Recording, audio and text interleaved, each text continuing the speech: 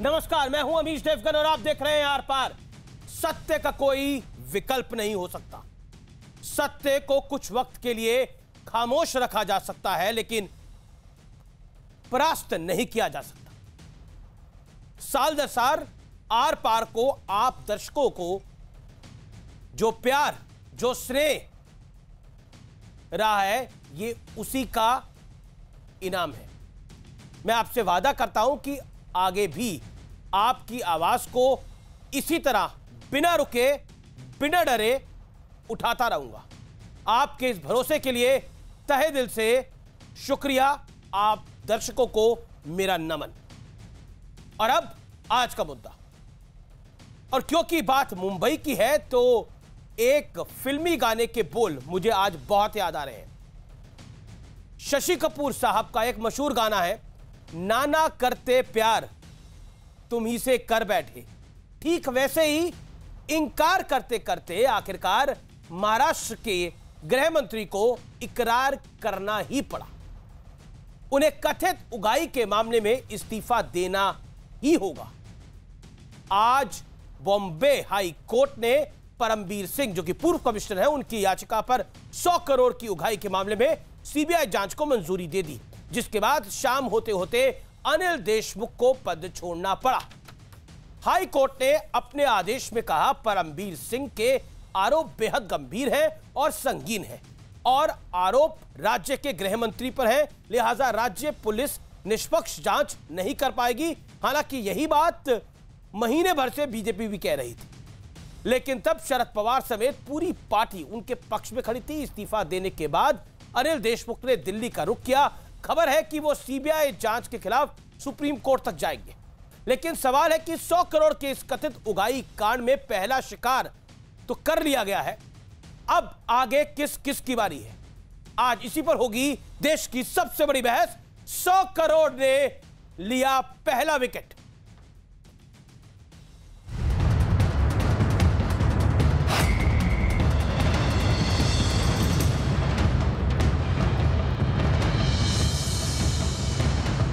Compromise सरकार बचाने का कॉम्प्रोमाइज नहीं है, तो स्टेट के साथ कॉम्प्रोमाइज है। अगर पूरे तार को जोड़ा जाए तो ये तार क्या दिखाते हैं? एक बड़े षड्यंत्र, लूट का।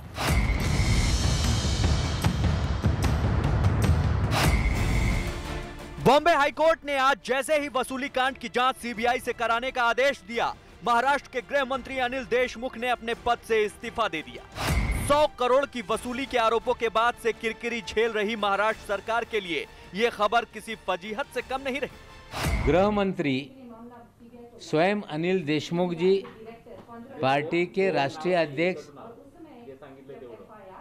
पवार साहब से जाके मिले। उन्होंने इच्छा जाहिर की कि ये प्रिलिमिनरी इंक्वायरी चलते हुए मैं अपने पद पे नहीं रहना चाहता। गृह मंत्री का ये इस्तीफा बहुत पहले आना चाहिए था। किस प्रकार से सरकार में रैकेट चल रहा है, ये सारी चीजें बाहर आई। पुलिस फोर्स को प्राइवेट आर्मी की तरह वसूली के लिए अगर इस्तेमाल किया जाए तो इससे दूसरा कोई अलग उसमें से निष्कर्ष नहीं आ सकता है। अपने बोझ से ये सरकार गिरेगी। सीबीआई जांच और अनिल देशमुख के इस्तीफे ने बीजेपी को और ज्यादा हमलावर कर दिया है। मुंबई से लेकर दिल्ली तक इसकी गूंज सुनाई दी।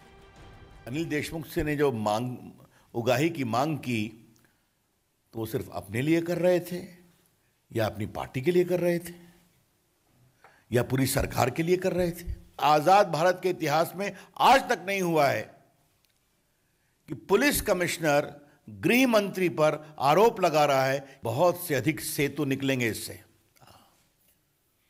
और हम चाहते हैं कि इस पूरे मामले के सभी सेतुओं की जांच होनी चाहिए। किसी व्यक्ति के खिलाफ बगैर सुने कोर्ट को निर्णय नहीं देना चाहिए। क्या अनिल देशमुख जी को भी सुना गया है या नहीं? महाराष्ट्र सरकार ने तो सीबीआई को जांच के लिए अनुमति नहीं दी, तो क्या अदालत को इस पहलू को ध्यान में नहीं रखना चाहिए? जब देश में जो सरकार है वो वहां की सरकार को गिराने का षड्यंत्र कर रही हो और उसके लिए वो केंद्रीय जांच एजेंसियों की मदद ले रही हो। इससे पहले आज मुंबई पुलिस के पूर्व कमिश्नर परमबीर सिंह के मामले में बॉम्बे हाई कोर्ट में सुनवाई हुई। कोर्ट ने सीबीआई को 15 दिन में प्राथमिक जांच करने के आदेश दिए हैं। कोर्ट ने कहा कि आरोप छोटा नहीं है और राज्य के गृह मंत्री पर है, इसलिए पुलिस इसकी निष्पक्ष जांच नहीं कर सकती। महीने भर तक इस्तीफे से इनकार कर रहे अनिल देशमुख सीबीआई के पिक्चर में आते ही आउट हो गए। सवाल यह है कि अब आने वाले दिनों में किस किस का नंबर आने वाला है, और सवाल यह भी कि 100 करोड़ के दाग सरकार को कितना मैला कर पाएंगे। आज इसी मुद्दे पर होगी देश की सबसे बड़ी बहस आर पार। 100 करोड़ ने लिया पहला विकेट। और अब वक्त है विश्लेषण का, और विश्लेषण है आज लेटर से आए कोट एंड कोट महासंकट का विश्लेषण। और चिट्ठी से आए इस महासंकट के विश्लेषण में 17 मार्च को परमबीर सिंह को कमिश्नर पद से हटाया गया। Point number 1। पॉइंट नंबर 2, 2 दिन के बाद परमबीर सिंह ने उद्धव ठाकरे को चिट्ठी लिखी। चिट्ठी में परमबीर सिंह ने अनिल देशमुख पर गंभीर और सनसनीखेज आरोप लगाए। ऐसा शायद इतिहास में पहली बार हुआ है कि सिटिंग होम मिनिस्टर ने पर आउटगोइंग पुलिस कमिश्नर ने आरोप लगाया कि 100 करोड़ का टारगेट दिया गया था। बर्ताव में आगे 22 मार्च को परमबीर सिंह सीबीआई जांच की मांग लेकर सुप्रीम कोर्ट पहुंचे।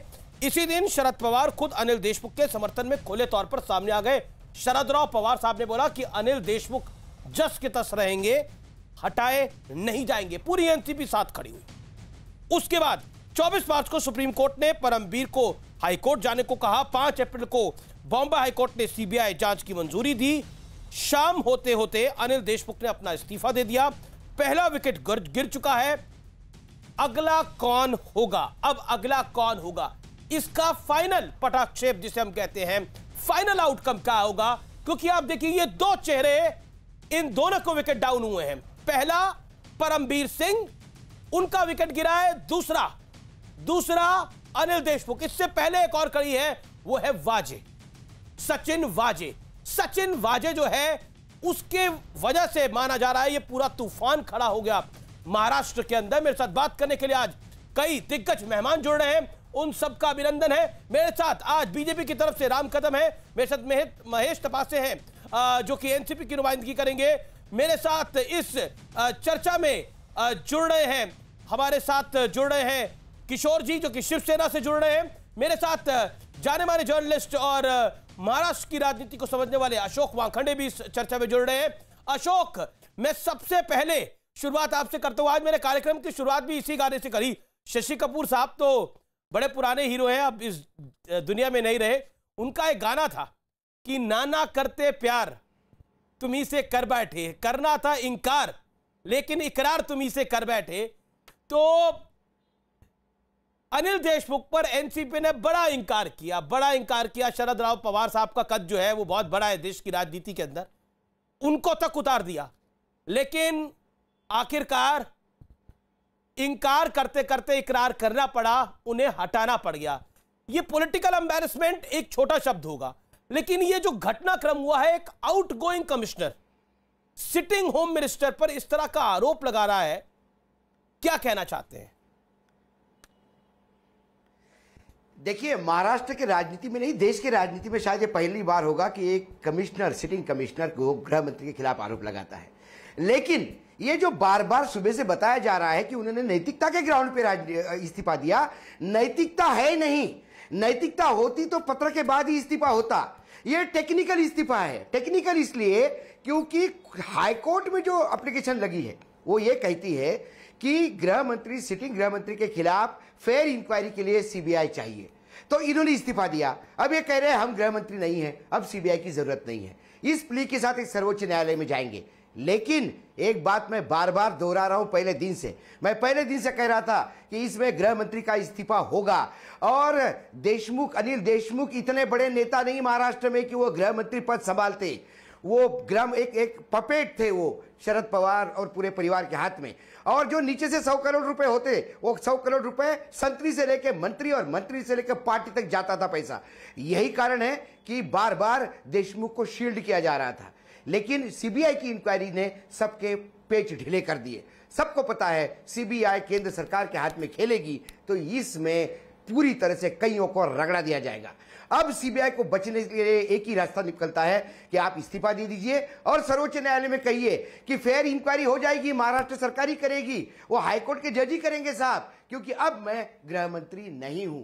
यदि मोरालिटी होती तो पहले दिन ही देते। महाराष्ट्र में शायद महाराष्ट्र की जनता का ये दुर्भाग्य है कि सत्ता का मक्खन खाने के लिए जब अलग अलग लोग इकट्ठा होते हैं। मैं आपको बताता हूं, ये जो गाना गाया आपने, ये गाना तो रोज बजना चाहिए महाराष्ट्र में। ये महाराष्ट्र का एंथम हो गया है, क्योंकि इनको इकट्ठा साथ नहीं आना था, लेकिन इकरार करते करते प्यार हो गया और ये सत्ता का मक्खन खाने के लिए सब पार्टियां इकट्ठा हुई है। इसलिए मैं कहता हूं कि ये दुर्भाग्य है महाराष्ट्र की जनता का। यहाँ पे जो महिला के अत्याचार के ऊपर केस होता है, लेकिन वो 10 दिन तक मुख्यमंत्री वो बना रहता है, फिर उसका इस्तीफा होता है बीजेपी जब प्रेशराइज करती है।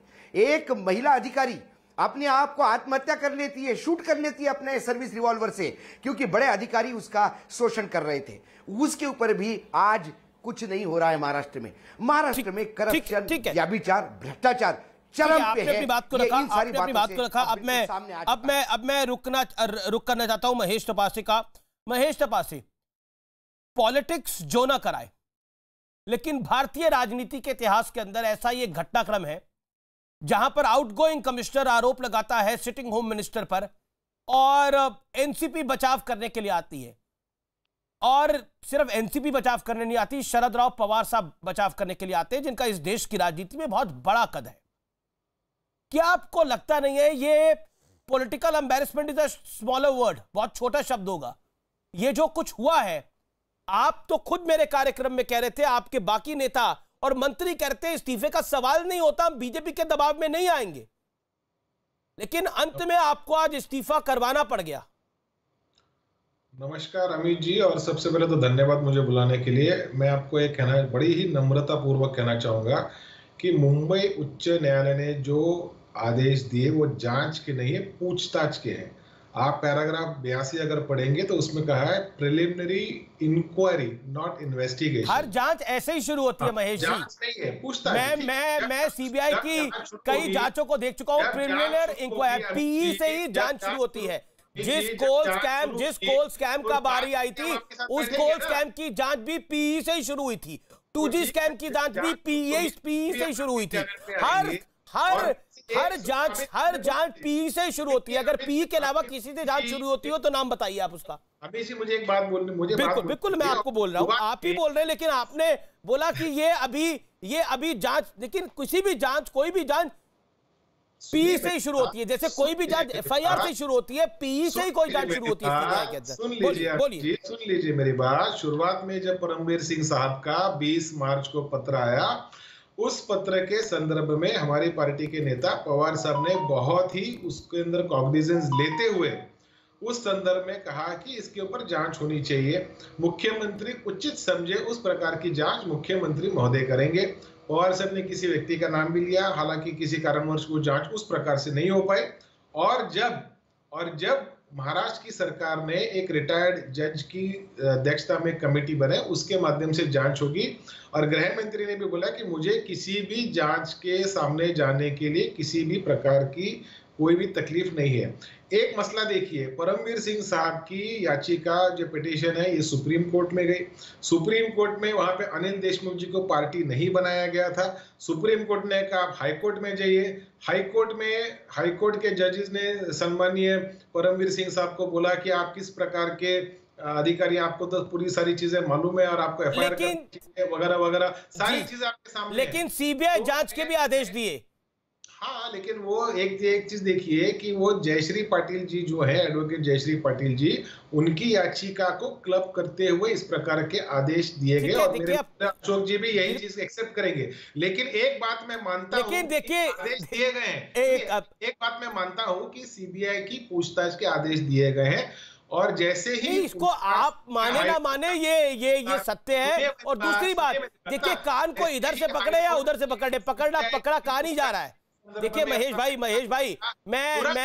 मैं आपका बड़ा सम्मान करता हूं, मैं आपका बड़ा सम्मान करता हूं और मैं आपकी कठिनाई को भी समझता हूं। मैं आपकी कठिनाई को भी समझता हूं कि आप संभालने की कोशिश कर रहे हैं लेकिन संभल नहीं पा रहा मामला। लेकिन महेश जी, मैंने आपको पूरा वक्त दिया, आपने 3.5 मिनट अपनी बात को रखा। महेश जी अब मुझे बाकी मेहमानों के पास भी जाने दीजिए। देखिए, राम कदम है, बीजेपी के वरिष्ठ नेता है महाराष्ट्र मुंबई के, उनका मैं रुख करता हूं। राम कदम, पहला लॉजिक जो इसी कार्यक्रम में दिया गया, ये देखिए जांच नहीं है, ये पीई है। दूसरा पॉइंट, क्या आपको लगता है कि 100 करोड़ का ये पहला शिकार था, यानी पहला विकेट था जिसको आज हमने नाम दिया है, या फिर आपके लिए असली विकेट तब होगा जब सरकार गिर जाएगी? यही आरोप है आप लोगों पर। अमित जी, इस मंथना के आरंभ में कुछ तर्कों के आधार पर कुछ बिंदुओं की ओर आपका ध्यान में आकृष्ट करना चाहूँगा। यहाँ पर सरकार की ओर से प्रवक्ता के रूप में जो अपनी भूमिका दलील रख रहे हैं, वे उस पुरानी कहावत को याद दिलाते हैं कि ऊपर से गिरे तब भी बंदर कहता है कि हमारी टांग अब भी ऊपर है। न्यायपालिका ने करारा तमाचा महाराष्ट्र की इस वसूली सरकार को लगाया है। 52 पन्ने के फैसले में न्यायपालिका कहती है कि महाराष्ट्र सरकार के द्वारा, पुलिस के द्वारा ये जांच, जो भी कहे उसको नाम कुछ भी दो, जांच ही होती है, वह सीबीआई के द्वारा की जाए, महाराष्ट्र सरकार के द्वारा, पुलिस के द्वारा न हो। तब जाकर के सरकार के नेता मंत्री कहते हैं कि ये तो हम नैतिकता के आधार पर दे रहे हैं। इनकी नैतिकता पिछले 1.25 महीने से कहाँ खो गई थी? कौन सी कुंभकर्ण की निद्रा में थी? अचानक से आज जाग उठी नैतिकता। शरद पवार जी स्वयं 24 घंटों के अंतराल में 2 बार प्रेस वार्ता करते हैं। पहली प्रेस वार्ता में कहते हैं कि देशमुख जी की इस्तीफे की बात, उसका फैसला महाराष्ट्र के मुख्यमंत्री करेंगे। तुरंत चंद घंटों में ऐसी कौन सी बात घटित होती है कि उन्हीं शरद पवार को यू टर्न मारते हुए घुमजाव करने की आवश्यकता पड़ती है? कहते हैं कि अब इस्तीफे की कोई आवश्यकता नहीं। क्या देशमुख जी मुंह खोले तो तीनों दलों के बड़े नेता मुंह दिखाने के लायक नहीं बचेंगे? यह डर था, इसलिए देशमुख जी का और वाजे गैंग का पूरी तरह से पहाड़ की तरह बड़े बड़े दिग्गज नेता समर्थन कर रहे थे, बचाव कर रहे थे। पूरी तरह से स्पष्ट है, यह सरकार आपराधिक मामलों में लिप्त है। और जिस कमेटी की बात करते हैं, चांदीवाल कमेटी की, उसको क्या कहा गया? 6 महीने के आराम से 6 महीने, उसके बाद आप रिपोर्ट सौंपना। ओके, मामला रफा दफा करते हुए ठंडे बक्से में डालने का इनका पूरा प्रयास था, जो आज न्यायपालिका ने भी उस प्रयास को देखा और न्यायपालिका ने तुरंत महेश जी जवाब, राम कदम की बात का जवाब 40 सेकंड। दूसरा बिंदु, एक 10 सेकंड में, जी राम कदम 10 सेकंड में लीजिए आप। अमित जी लास्ट जी, कि महाराष्ट्र के मुख्यमंत्री उद्धव ठाकरे जी की खामोशी पूरा देश देख रहा है। इंसान खामोश कब होता है? जब बोलने के लिए जवाब न, तब खामोश होता है। पूरी तरह से तीनों दल ये वसूली के मामले में मिलीभगत है इनकी, और वही कारण है कि उद्धव ठाकरे जी खामोश है।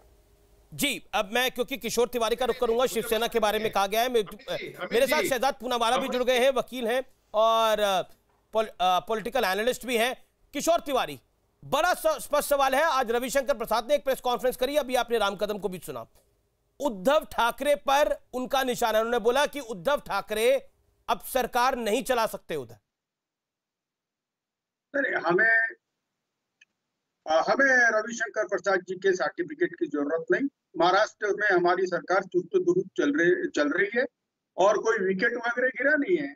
अमित जी आप बोल रहे कि विकेट गिर गया, ये गिर गया, कुछ नहीं है। अब तुमको बताता हूँ, परमवीर जो तकरार लेके गए थे तो उसको तो कोर्ट ने कंसिडर नहीं किया और पीआईएल को भी नहीं किया। एक जयश्री पाटिल ने पुलिस में कंप्लेंट की थी और उसको पुलिस ने उसको इन्वर्ट में लिया था, लेकिन पुलिस ने गुना दाखिल नहीं किया। और उस दिन के इन्वेस्टिगेशन में उसने कहा कि मुझे महाराष्ट्र पुलिस में न्याय नहीं मिलेगा, तो कोर्ट, और उन्होंने वही रखा कि मैं रीट पिटीशन है, वो पीआईएल नहीं है। रीट पिटीशन में जयश्री पाटिल ने जो कुछ लिखा उसको अब कोर्ट ने कंसिडर किया, क्योंकि पुलिस जिस थाने में ये आप अपना बोलने का जो कीमती समय है, आप हमारे चैनल पर आए हैं, आप मुझे फैसला समझाने में लगा रहे हैं कि देखिए फैसला ये है, फैसला मैंने पढ़ रखा है, फैसले में क्लियर कट है कि पीई दर्ज होगी, कार्रवाई उसके हिसाब से होगी। और आप कह रहे हैं विकेट नहीं हुआ। आपको लग रहा है कि ये परमवीर की अगर चिट्ठी ना आती तो विकेट डाउन नहीं होता क्या अनिल देशमुख का? अनिल देशमुख का विकेट तो इसीलिए डाउन हुआ है ना क्योंकि परमवीर की चिट्ठी थी, और परमवीर की चिट्ठी थी तो हाई कोर्ट मामला गया। पहले वो सुप्रीम कोर्ट गए, सुप्रीम कोर्ट ने बोला डायरेक्ट कर आप हाई कोर्ट जाइए, हाई कोर्ट गया मामला, हाई कोर्ट ने पटाक्षेप कर दिया पूरे घटनाक्रम का। आप कह रहे हैं विकेट डाउन नहीं हुआ, हो सकता है आपके लिए विकेट डाउन नहीं हुआ होगा, लेकिन इसकी आंच, इसकी छींटे पूरी सरकार पर है। और बैठे बिठाए बीजेपी के पास तुरुप का इक्का पहुंच गया है।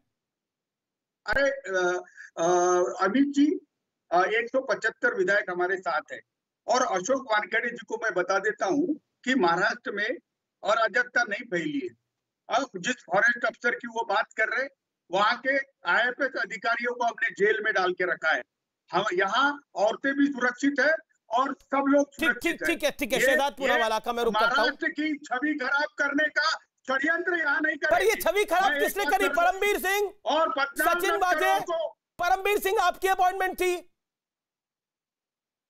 तो परमवीर चोर निकला तो उसको अच्छा, परमवीर चोर हो गया। अच्छा, लेकिन वो कह रहा है वो चोरी सचिन वाजे किसी और के लिए कर रहा था, 100 करोड़ का टारगेट किसी के लिए दिया था, वो तो सरकार पे आरोप है जी। अरे ओके, शहजाद पूनावाला, ठीक है, लेट शहजाद पूनावाला, आप तो पेशे से वकील है, फैसला आप भी अपने तरीके से समझाना चाहेंगे क्योंकि यहां पर हर मेहमान फैसले को अपने तरीके से समझा रहा है। सिंपल भाषा में इस फैसले को कैसे आंका जा सकता है हाई कोर्ट के, और कोई विकेट डाउन नहीं हुआ जी, ये सब नॉर्मल है, सरकार बिल्कुल बढ़िया चल रही है, बॉम्बे की भाषा में मस्त चल रही है सरकार। जी देखिए, पहले तो अमीश जी, हमने देखा था कि शिवसेना का सियासी धर्मांतरण होकर वो सोनिया सेना तो बन गई थी, पर आज उद्धव ठाकरे जी का मनमोहनीकरण हो चुका है, या मैं यूं कहूं मौन मोहनीकरण हो चुका है।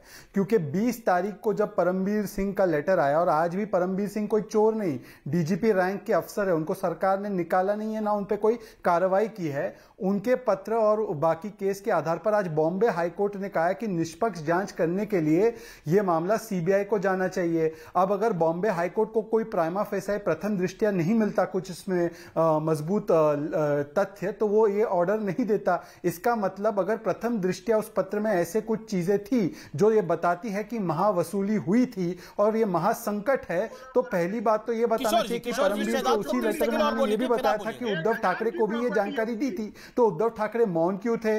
उद्धव ठाकरे ने कार्रवाई क्यों नहीं की? और केवल अनिल देशमुख के इस्तीफे से महासंकट को हटाने की कोशिश तो की जा रही है, पर महाविनाश तो उद्धव ठाकरे के नाक के तले हो रहा था, तो उद्धव ठाकरे पर भी कार्रवाई होनी चाहिए। सवाल यह भी बनता है, देखिए आज विकेट तो गई है, पर वो नैतिकता की विकेट है, और नैतिकता की विकेट इस तरीके से गई है, एक सेकंड सर, एक सेकंड, नैतिकता की विकेट इस तरीके से गई है कि क्या नैतिकता के आधार पर एनसीपी ने कार्रवाई कर दी, तो क्या मुख्यमंत्री उद्धव ठाकरे के मन में और उनके अंतरात्मा में नैतिकता नहीं थी, इसलिए कार्रवाई नहीं की? अब किशोर तिवारी जी परमवीर सिंह को गाली दे, किशोर तिवारी कल तक हम साथ साथ है, और आज हम आपके हैं कौन? परमवीर सिंह को तो आपने सीजी बनाया, आप इसी शो पर आकर कितनी तारीफ करते थे सुशांत केस में उनके कार्रवाई पर, आप इसी शो पर आकर कहते थे कि किस तरीके से परमवीर जैसा अफसर नहीं है, और आज परमवीर को हम आपके हैं कौन? इस तरीके से गाली मत दीजिए। आप सवाल ये बताइए कि सचिन वाजे को उद्धव ठाकरे ने क्यों बचाया, ये कहकर कि ओसामा बिन लादेन नहीं है।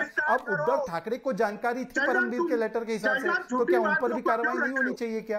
शहजाद झूठी बातों को क्यों रख रहे हो? शहजाद झूठी बातें कर रहे हो। मैंने एक भी झूठी बात कही हो तो मैं अपना इस्तीफा दे दूंगा, पर मुझे बता दीजिए कि उद्धव ठाकरे को ये जानकारी थी ना, ये तो परमवीर जी ने लेटर में बताया है, क्या उनको जानकारी थी और फिर भी कार्रवाई नहीं कर पाई क्योंकि शरद काका ने मना किया था? ये बताइए कि मनमोहन सिंह की तरह मनमोहन सिंह महाराष्ट्र के क्यों बने? वो उसके बोलने पे, आरोपी के बोलने पे सच मानो, आरोपी के बोलने पे, अरे परमवीर वो मनसुख भाई उनके बोलने से नहीं, बॉम्बे हाईकोर्ट ने कार्रवाई की है। करके गया वो बीजेपी को जा मिला है। अरे तो आपने डीजीपी बनाकर क्यों बैठाया है, उन पे कार्रवाई क्यों नहीं की अभी तक? अच्छा, परमवीर ये तो बड़ा आरोप है। शहजाद एक बड़ी खबर आ रही है, महाराष्ट्र के मुख्यमंत्री ने इस्तीफे को मंजूर कर लिया है। नए गृह मंत्री का भी चुनाव कर लिया गया है कि नया गृह मंत्री कौन होगा, इस समय की बड़ी खबर है। देशमुख का इस्तीफे को मंजूर किया गया है, इस समय की यह ब्रेकिंग स्टोरी है। दिलीप वलसे पाटिल को अब प्रभार दिया गया है।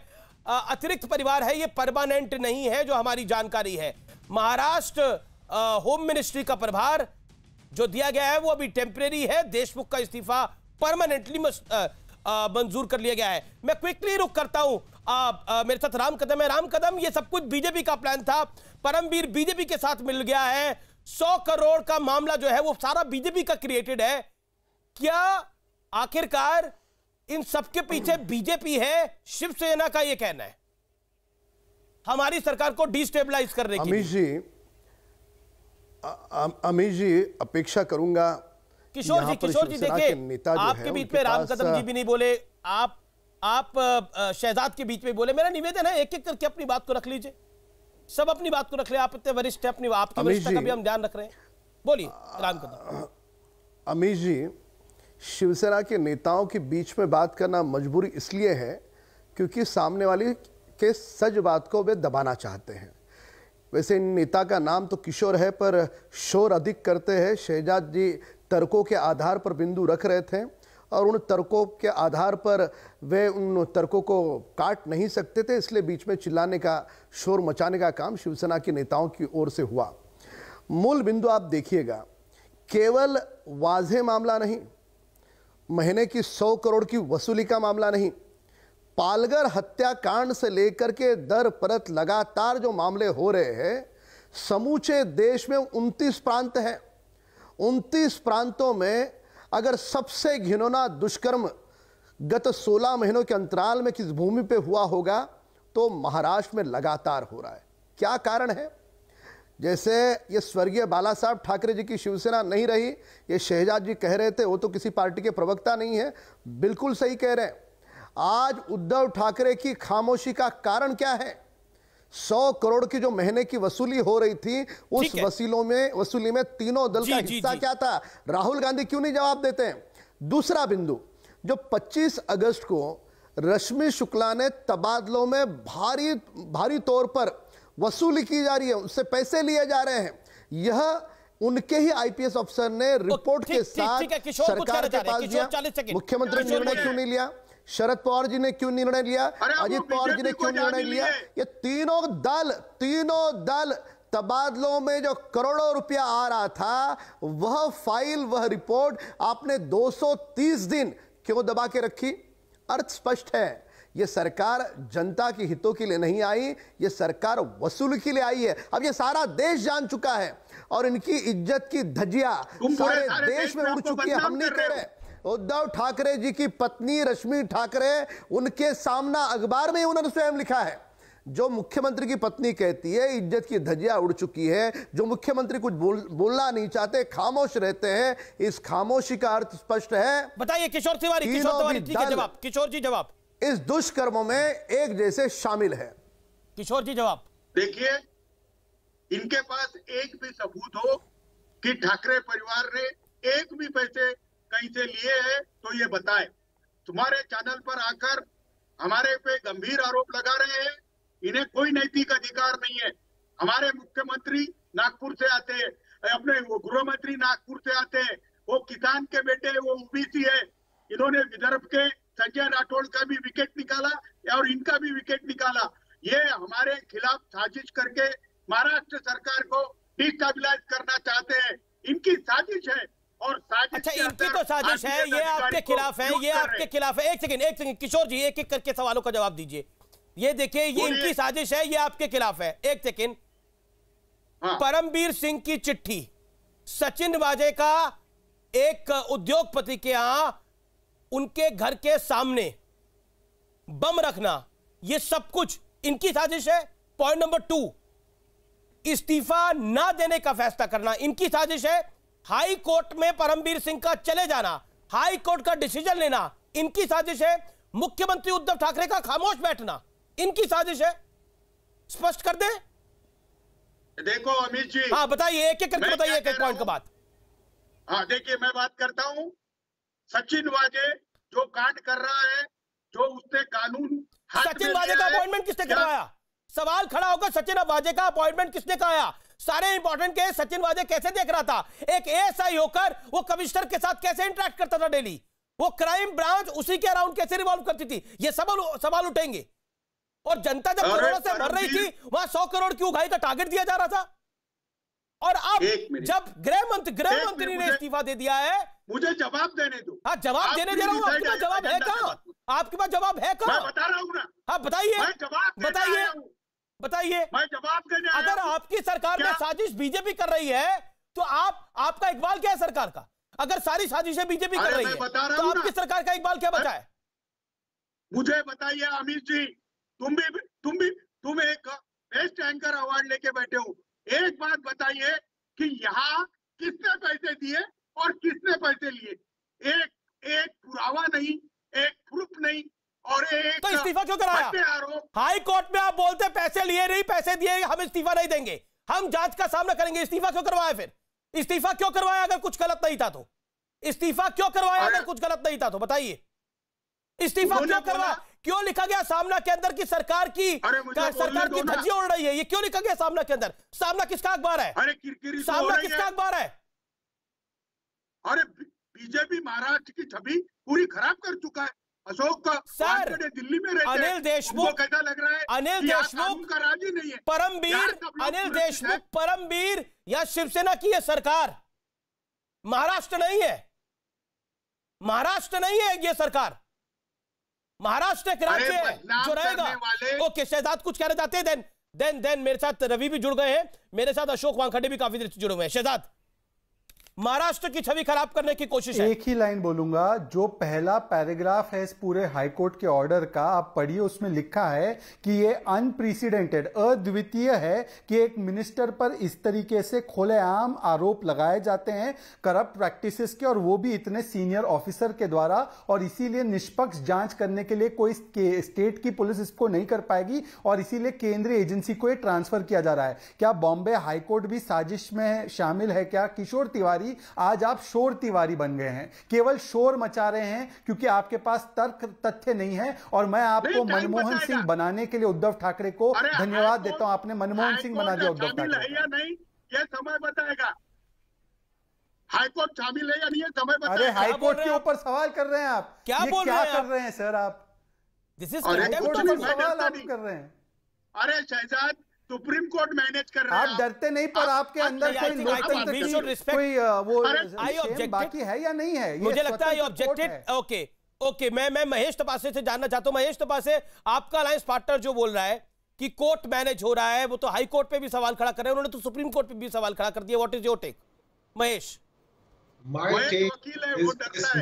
सुप्रीम कोर्ट के बाद हाई कोर्ट ने आज इस पूरे मसले पे जो फैसला दिया है, एनसीपी बहुत ही नम्रता से उस फैसले को स्वीकारती है। पर शिवसेना कह रही है कि मैनेज है। सुन लीजिए मेरी बात अमित जी, महाराष्ट्र के भूतपूर्व गृह मंत्री ने इस आदेश के ऊपर अपना इस्तीफा दिया है। पर आपने किशोर तिवारी को सुना क्या कह रहे हैं? क्या तो दिल्ली जा रहे नहीं जा रहे, मुझे इस जानकारी उसके बारे में कोई पता नहीं है, लेकिन अगर सीबीआई इस मसले के अंदर पूछताछ करती है या किसी निष्कर्ष पर तो जरूर महाराष्ट्र विकास किशोर जी, आप अपने अलायंस पार्टनर को तो बोलने दे। महाराष्ट्र विकास आघाड़ी सरकार वो बहुत सब सारी चीजों को गंभीरता से लेगी।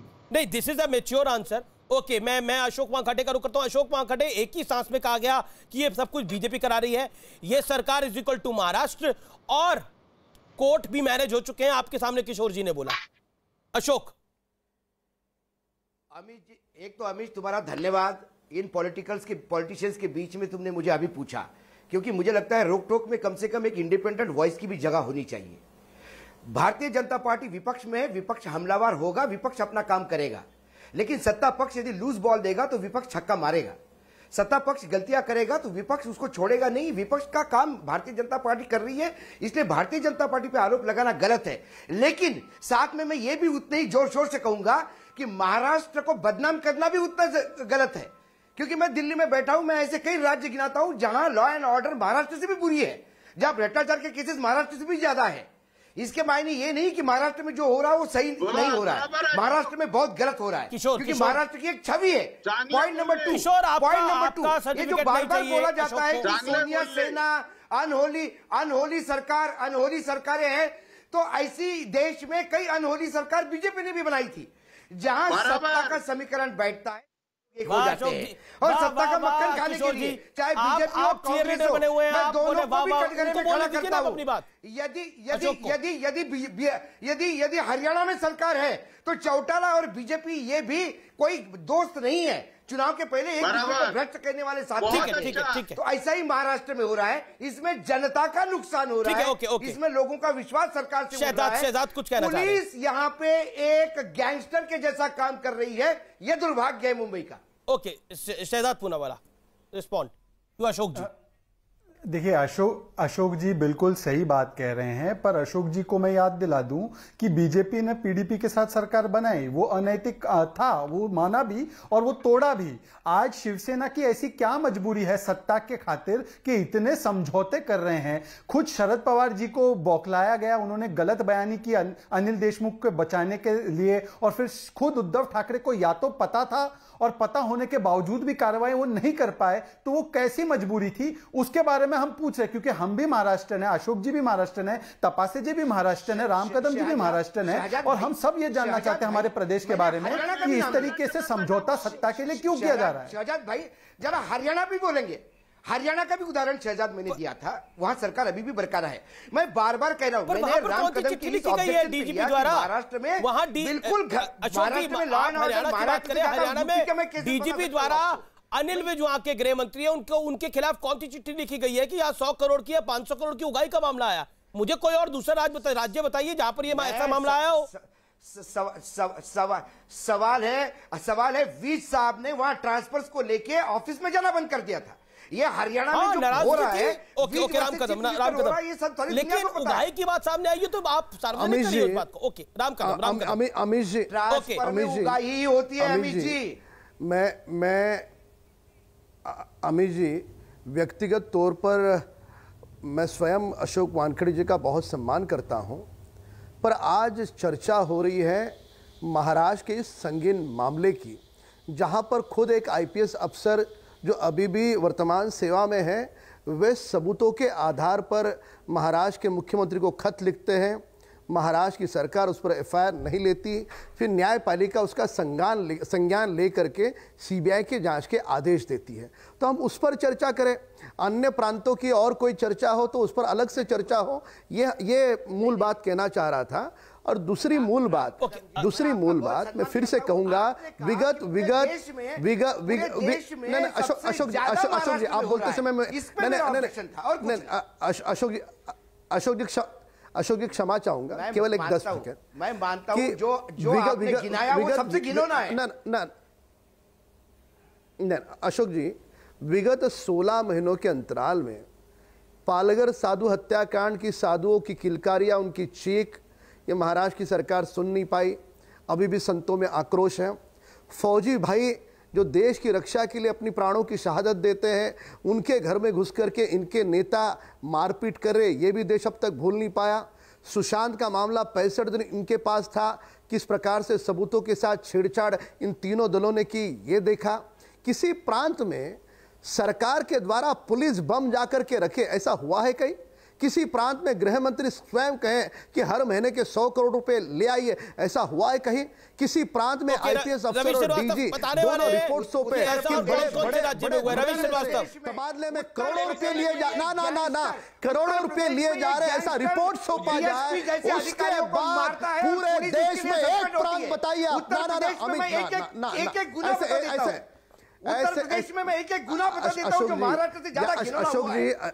सवाल वो नहीं है कि इससे महाराष्ट्र का पाप कम होता है, महाराष्ट्र में जो हुआ वो सबसे ज्यादा घिनौना है, मैं मानता हूं, लेकिन उत्तर प्रदेश में इससे भी घिनौने काम हुए हैं, ये मैं रेखांकित करता हूं।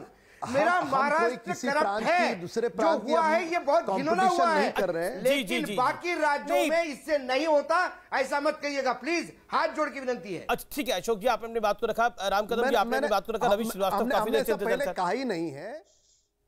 जी रवि जी आपके पास क्या तर्क है ये कहने के लिए कि सब कुछ सही चल रहा है महाराष्ट्र की सरकार में? मैं ये तर्क बिल्कुल नहीं दूंगा कि सब कुछ सही चल रहा है, मगर सब कुछ गलत भी नहीं चल रहा है। ऐसा हर राज्य में होता है। अशोक वानखेड़े ने बहुत ठीक बात की। अच्छा, किस राज्य में हुआ है, मुझे एग्जांपल दीजिए। बार बार बोला जा रहा है, बाकी मुझे बताइए किस राज्य में ऐसा हुआ है कि 100 करोड़ की, 500 करोड़ की, 1000 करोड़ की, 1100 करोड़ की उगाही की बात वहां का डीजीपी नहीं तो किसी जगह का पुलिस कमिश्नर अपने सिटिंग होम मिनिस्टर पे लगा रहा है। मुझे बताइए कहां हुआ ऐसा, बिल्कुल जानकारी दीजिए आप। अमिश जी बिल्कुल दे रहा हूं मैं आपको। हाँ, ये अनप्रेसिडेंटेड है, ये भारतवर्ष के इतिहास में आज तक नहीं हुआ है। मैं आपकी इस बात से इनकार नहीं कर रहा हूं। बिल्कुल, अब आप सही बात बोल रहे हैं। और फिर इसका कंपैरिजन कैसे यूपी से हो सकता है ना? यूपी के अंदर अगर रेप की घटना हुई तो रेप अलग विषय है। रेप का अगर राज्य के गृह मंत्री पे आरोप लग रहा है कि वो कोरोना के काल में 100 करोड़ रुपए की उगाही की बात कर रहा है और आउटगोइंग पुलिस कमिश्नर आरोप लगा रहा है, ये बहुत सामान्य बात लग रही है। आप खुद कह रहे हैं प्रेसिडेंट विषय है, तो सब कुछ सही कैसे हो सकता है? अब आप जरा ध्यान से सुनिए। हाँ, बताइए। आप जरा ध्यान से सुनिए। मैं सुन रहा हूं। आप ध्यान से सुनिए। सुन रहा हूं मैं। इसी देश के अंदर एक राज्य का गृह मंत्री हत्या का आरोपी था एंड ही वाज एब्सकॉन्डिंग, फरार था वो। इसी देश का एक गृह मंत्री, वो अनप्रेसिडेंटेड नहीं था क्या? ये नैतिकता की दुहाई देने वाले अपने गिरेबान में झांक करके देखे इन्होंने देश के साथ क्या किया है। वो छूट गए बाद में अदालत से, वो अलग बात है। अनिल देशमुख जी छूट सकते हैं अदालत से, ये भी बात सही है बिल्कुल। पर मेरा ये कहना है मामला क्या था, जो भी हो रहा, आप मौजूदा गृह मंत्री अमित शाह की बात कर रहे हैं जब वो गुजरात के गृह मंत्री थे, नरेंद्र मोदी सीएम थे। वो मामला क्या था? वो मामला क्या था? क्योंकि वो मामले को मैंने कवर करा, इसलिए मैं आपसे जानना चाह रहा हूँ वो मामला क्या था। आप बोलेंगे मैं बोलूंगा, आप बोलेंगे मैं बोलूंगा। एक आतंकी को मारने का मामला था, एक आतंकी को मारने का मामला था, एक आतंकी के एनकाउंटर का मामला था, इशरत जहां के एनकाउंटर का मामला था, जिसमें अभी पुलिस के अधिकारियों को सीबीआई कोर्ट ने बाइज्जत बरी करा है। बिल्कुल करा है। तो फिर ये कहना चाहता हूं कि बरी ये कल को अगर अनिल देशमुख हो गए 15 दिन के बाद में, तो उनकी मान के हानि की भरपाई कौन करेगा? मेरा ये कहना है। आप पीई कर रहे हैं, पी प्रिलिमिनरी इंक्वायरी है, मामूली पूछताछ है, मगर आपको याद रखना चाहिए कि महाराष्ट्र की सरकार ने सीबीआई की एंट्री बंद कर रखी है। जब सुशांत सिंह राजपूत का केस था तब भी सुप्रीम कोर्ट के ऑर्डर पर सीबीआई यहाँ पे आई थी। यहाँ पे सीबीआई तभी आएगी जो 5 राज्यों में सीबीआई की एंट्री बैन है, महाराष्ट्र भी उनमें से एक है। जब सीबीआई की इंक्वायरी अगर सुप्रीम कोर्ट ऑर्डर करेगा तो राज्य लेगा, राज्य करवाएगा इंक्वायरी। एक नाम अमित जी मुझे बोलने दे।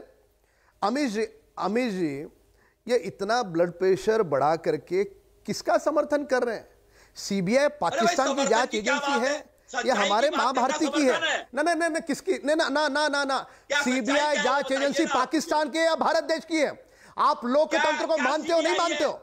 लोकतंत्र को अगर मानते हो, संविधान को मानते हो तो ना, सुने मेरी बात। आप बोलते समय बीच में नहीं बोला, सुने मेरी बात। आप अमित जी इस प्रकार से चर्चा नहीं हुआ करती। सीबीआई जांच एजेंसी अपने भारत देश की है। यहाँ पर ये तीनों दल इस प्रकार से रवैया और बर्ताव कर रहे हैं, बौखला गए ये कि जैसे सीबीआई पाकिस्तान की जांच एजेंसी है। क्या कारण है उसे रोकने का? उसे रोकने का कारण है ये जो धड़ल्ले से तुम्हारा ये जो वसूली का काम चल रहा था, धड़ल्ले से तबादलों में करोड़ों रुपया लेने का काम चल रहा था, जिस प्रकार से हर मामले को रफा दफा करने का आपका जो दुष्प्रयास था, उसे छुपाने के लिए आपने सीबीआई को रोका। ओके, शहजाद कुछ कहना चाह रहे हैं। शहजाद 20 सेकंड, शहजाद 20 सेकंड, शहजाद गिन के 20 सेकंड। एक ही, हाँ जी, देखिए ऐसा है कि नैतिकता के आधार पर आज एनसीपी ने अनिल देशमुख जी का इस्तीफा लिया है, उसका स्वागत तो होना चाहिए। पर मैं यही पूछना चाहता हूं एनसीपी से थोड़ी सहानुभूति करके कि अगर वो नैतिकता की पट्टी अनिल देशमुख तक जाती है तो मुख्यमंत्री तक कहां कट जाती है? क्योंकि वही पत्र में मुख्यमंत्री को ब्रीफ किया था, ये पूरी जानकारी है। तो नैतिकता की पट्टी से अगर अनिल देशमुख को मार पड़ी तो पहले उद्धव ठाकरे को भी पड़ा। और दूसरी बात, समय नहीं है महेश, 10 सेकंड का रिप्लाई। महेश 10 सेकंड का रिप्लाई, क्योंकि उसी पत्र में मुख्यमंत्री का भी जिक्र था। तो क्या आप कहना चाहते हैं? आपके नेता की तो बली हो गई। परमवीर सिंह जी के पत्र के ऊपर एक सदस्यीय इंक्वायरी जांच कमीशन जारी की महाराष्ट्र में, जो अपना अहवाल सादर करेगी महाराष्ट्र की सरकार के सामने। और मैं आपसे फिर एक बार कहना चाहूंगा कि इस प्रकार से, जैसे अभी मेरे मित्र राम कदम जी बोले, आज फ्रांस की एंटी लॉबिंग एक एंटी करप्शन एजेंसी ने बताया 10 करोड़ रुपए मिले, 10 करोड़ रुपए दिए गए राफेल की तरफ से किसी मिडिलमैन को। वो 10 करोड़ की जांच कौन करेगा? कौन करेगा 10 करोड़ की जांच जो राफेल कंपनी ने दी है भारत के किसी मिडिलमैन को? सर मेरे सवाल का, अब राफेल भी इसमें आ गया, मेरे सवाल का जवाब आप कृपया करके दे दे। अगर इसकी भी जांच होगी, बिल्कुल बिल्कुल सारी जांच होगी, लेकिन इस समय इंपॉर्टेंट, इस समय महत्वपूर्ण ये है सर अलग से चर्चा रखें, हम तुम्हारे सारे सवालों का जवाब देंगे। 10 करोड़ राफेल में किस मिडिलमैन को दिए गए और ये मिडिलमैन किसके नजदीक था? ये सारी चीजें अब सामने आएंगी। सारे तुम्हारे सवालों का हम जवाब देंगे। अभी जो मूल मुद्दा है उस मूल मुद्दे एक सेकंड राम कदम जी, एक सेकंड राम कदम जी। महेश, शहजाद पूनावाला ने एक बेसिक पॉइंट उठाया कि जब चिट्ठी के अंदर अनिल देशमुख का जिक्र था, उसी चिट्ठी में लिखा गया था कि उद्धव ठाकरे को भी ब्रीफ किया गया था इस पूरे मामले में। तो क्या ये नैतिकता की तलवार सिर्फ अनिल देशमुख तक है, एनसीपी तक है, आगे नहीं है? देखिए, महाराष्ट्र की सरकार एक बहुत ही सेंसिटिव और पारदर्शक सरकार है। जिस प्रकार से परमवीर सिंह साहब ने एक चिट्ठी लिखी, उस चिट्ठी में गृह मंत्री को उन्होंने उनके संदर्भ में कुछ बातें महाराष्ट्र के मुख्यमंत्री को लिखी, उस संदर्भ जी मुझे ब्रेक के लिए यहाँ रुकना पड़ेगा, लेकिन मैं एक छोटे से ब्रेक के बाद वापस आ रहा हूं। आप देख रहे हैं बेस्ट टॉक शो हिंदी। आप ही लोगों के समर्थन की वजह से, आप लोगों के प्यार की वजह से ये सम्मान मिला है। मैं ब्रेक के बाद वापस आ रहा हूं। वेलकम बैक, आप देख रहे हैं आर पार, और अब वक्त है आर पार के फेमस निष्कर्ष का। और आज की बहस का निष्कर्ष ये कि 17 मार्च को परमवीर सिंह को उनके पद से, यानी कमिश्नर के पद से हटाया गया। उसके बाद से यह घटनाक्रम चला, लेकिन लाख बार इंकार किया गया कि इस्तीफा नहीं होगा, कुछ गलत नहीं है, लेकिन आज इकरार करना पड़ा, इस्तीफा देना पड़ा। लेकिन इससे सरकार की तो फजीहत हुई है, लेकिन लोगों का भरोसा, जो एक सरकारों का इकबाल होता है, क्योंकि लॉ एंड ऑर्डर किसी भी सरकार के लिए बड़ा महत्वपूर्ण होता है, और जब उसमें 100 करोड़ की वसूली की मामला आ जाए, जो भारत के इतिहास में शायद पहली बार है, उसे फजीहत ही कहते हैं।